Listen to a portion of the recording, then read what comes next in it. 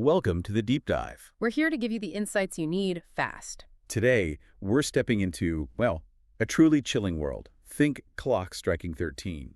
Think a screen you can never fully turn off.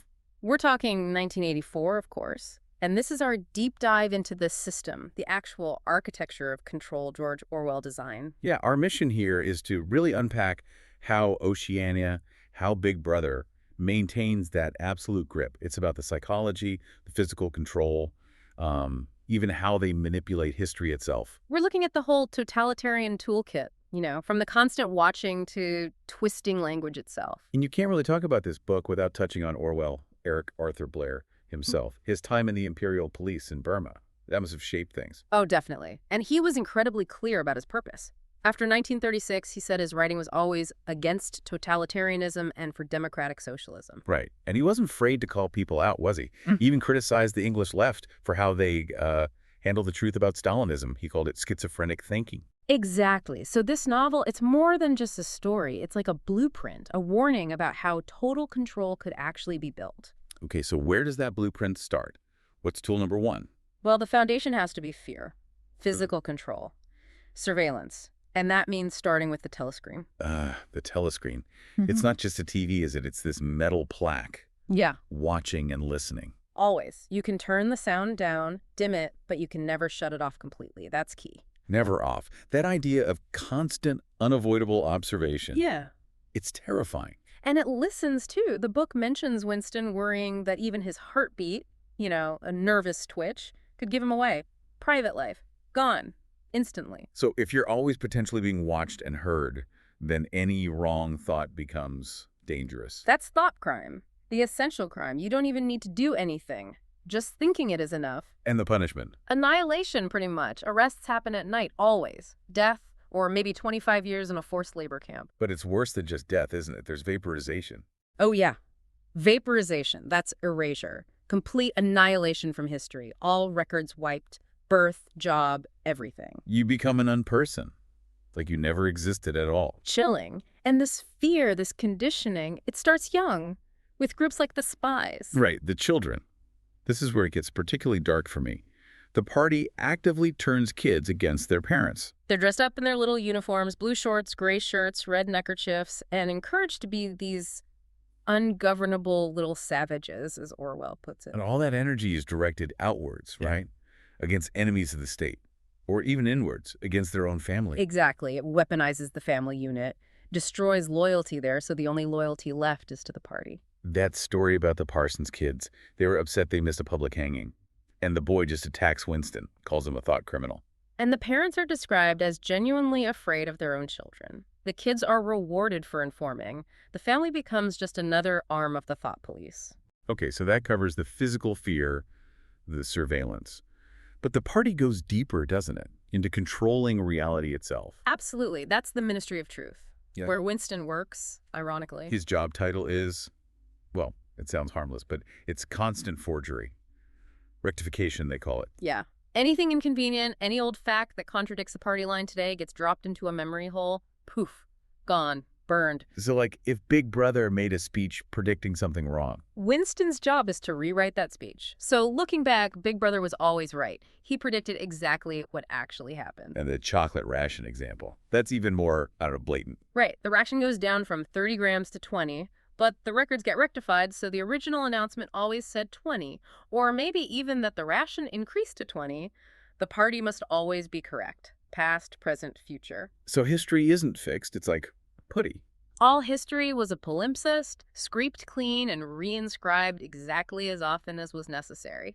That's the quote. They even invent people. Like Comrade Ogilvy. Exactly. A fictional hero created out of thin air to replace someone who became an unperson. Just as real in the records as, Caesar. Okay, my head hurts thinking about this. How do people live like that? Knowing things change, but accepting the current version. Ah, that's a magic trick. That's doublethink. Doublethink. Explain that. It's the ability, no, the necessity, especially for party members, to hold two completely contradictory beliefs in your mind at the same time and accept both. But how? That sounds impossible. Like beyond just lying. It is beyond lying. Orwell calls it consciously to induce unconsciousness. You know the truth is being changed, you participate in changing it, and then you genuinely believe the new truth, and you forget you ever changed it or believed otherwise. So you know the war report is fake. But you also have this mystical belief that the war is real, Oceania will win, everything the party says is true. You hold both the knowledge and the belief. That's deeply unsettling. And the bedrock supporting all this mental manipulation, language itself, Newspeak. Right. The dictionary that gets smaller. Its goal is huge, to make heretical thought, any thought against the party, literally unthinkable. How? By just deleting words. Deleting them or stripping them of meaning, like the word free. It still exists, but only like the dog is free from lice, not free as in liberty or freedom of thought. So big ideas. Yeah. Honor, justice, democracy. Gone. Or they get lumped under vague negative terms like crime thing or old thing. If you don't have the words, you can't form the complex thought, right? The language itself becomes a prison for the mind, a prison where doublethink tells you you're actually free. Okay, from the mind to the body's basic drives. Sex. The party seems obsessed with controlling that too. Utterly obsessed. They see desire, eroticism as the enemy, even in marriage. Their ultimate goal is Right. what? To get rid of the orgasm entirely. That's what the book says. Neurologists are supposedly at work upon it. Marriage is only for making babies for the party, and they'll deny permission if a couple actually seems, attracted to each other. Sex is meant to be just a duty, a slightly disgusting minor operation. Pretty much. And Julia, Winston's lover, she gets why. What's her take? She figures out that denying sex creates frustration, hysteria, and that energy is useful. Useful how? It can be redirected, turned into war fever and leader worship. Happy, satisfied people aren't useful for hating the enemy or chanting slogans. So actually having sex, feeling desire, enjoying it, that's rebellion. Exactly. It's a private act, a private loyalty, a moment of pure self. That's thought crime in itself because it steals energy from the party. And this links back to destroying family loyalty too, doesn't it? Yes. The kids informing, the fear, it all ensures the party is the only thing you're truly loyal to. All private bonds are dangerous. Okay, let's shift gears slightly. The big picture. The endless war. Oceania is always at war with Eurasia or Eastasia. Right. And the big reveal from Goldstein's book, The Forbidden Text, is that it doesn't really matter who they're fighting. Because the three superstates are basically the same. Same systems, roughly Ingsoc, neo-Bolshevism, death worship. And none can actually conquer the others. The war isn't for winning, not in the old sense. So, why have it? If you can't win, and they're all the same anyway. Economics, partly. The war consumes resources, it eats up the surplus. Stops people getting too comfortable. Exactly. If the masses had too much wealth, too much leisure, security, they might start thinking. They might realize the party elite don't really do anything useful. And then, revolution. So the war keeps everyone poor, ignorant, and dependent. It maintains the hierarchy. That's its primary purpose. It's a war waged by the rulers against their own people. Against their own subjects. Wow. It keeps that special mental atmosphere going. Fear, hatred, patriotism, leader worship. It keeps the party members fanatical and the masses distracted, which explains the ministry names. Ministry of Peace runs the war. Ministry Halley handles starvation. Ministry of Love deals with torture. Deliberate inversions, doublethink in action at the state level. Okay, it seems like a perfect sealed system of control. But Winston keeps thinking, if there is hope, it lies in the proles. Yeah, the proles. The 85% of the population who aren't party members, they're kind of ignored. Ignored how? They seem to have more freedom in some ways. They do. Fewer telescreens, for one. They're allowed to gamble, drink, have casual sex, even practice religion, things forbidden to party members. The party sees them as, well, almost subhuman, not worth controlling tightly. Their anger is just about small things, like the price of beer. Pretty much petty specific grievances.